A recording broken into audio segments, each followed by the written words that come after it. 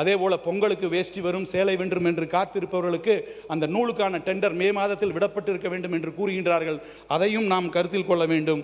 அதையும் தாண்டி முதலமைச்சர் எப்பொழுதுமே சொல்வார், குழந்தை மற்றும் இளைஞர்கள் நலன்.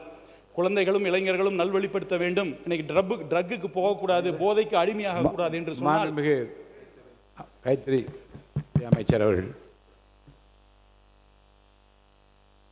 மாண்புமிகு பேரவைத் தலைவர் அவர்களே, மாண்புமிகு முதல்வர் அவர்களின் வழிகாட்டுதலின்படி வேட்டி சேலை வழங்கும் திட்டத்தினை பொங்கல் 2027 ஆண்டுக்கும் தொடர்ந்து செயல்படுத்திட மாண்புமிகு முதலமைச்சர் உத்தரவிட்டு அதற்கான நிர்வாக அனுமதியும் மற்றும் திட்ட செலவுகளுக்கான முன்பணத் தொகையாக ரூபாய் 300 கோடி ஒதுக்கீடு செய்து அரசால் ஆணையிடப்பட்டுள்ளது.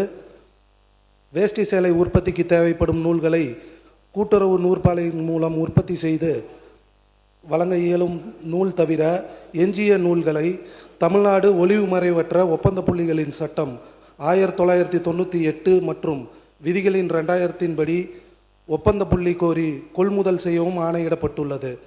தேசிய அளவிலான மின்னணு ஒப்பந்த புள்ளி அறிவிப்பு 9/7/2026 அன்று வெளியிடப்பட்டுள்ளது. பெறப்பட்ட ஒப்பந்த புள்ளிகள் 29/7/2026 அன்று திறக்கப்பட்டுள்ளது. அவற்றை பரிசீலனை செய்யப்பட்டு தகுதி வாய்ந்த ஒப்பந்த புள்ளிதாரர்களின் விலைப்புள்ளிகளை இறுதி செய்யப்பட்டுவிட்டது. வேட்டி சேலை ரகங்களுக்கு நூல் ரகங்களை கொள்முதல் செய்வதற்கான ஒப்பந்தங்கள் ஏற்கனவே அறிவிப்பு செய்யப்பட்டு இறுதி செய்யப்பட்டு நூல் கொள்முதல் செய்யும் நிலையில் உள்ளது என்பதை மாண்புமிகு பேரவைத் தலைவர் வாயிலாக மாண்புமிகு உறுப்பினருக்கு தெரியும். தொழில்துறை அமைச்சர் அவர்கள். மாண்புமிகு பேரவைத் தலைவர் அவர்களே, இங்கே இருக்கிற உறுப்பினர் அவர்கள் கேட்டிருந்தார், பின்தங்கிய மாவட்டங்களில் வேலை வாய்ப்பு குறித்து கேட்டிருந்தார். இதை அறிந்த நமது மாண்புமிகு முதலமைச்சர் அவர்கள் அன்றே தன்னுடைய வாக்குறுதியில் வெற்றி தமிழகம் மிஷன் டாக்குமெண்ட் பின்தங்கிய மாவட்டங்களுக்கு வேலை வாய்ப்பை உருவாக்குவோம் என்று சொல்லியிருந்தார்.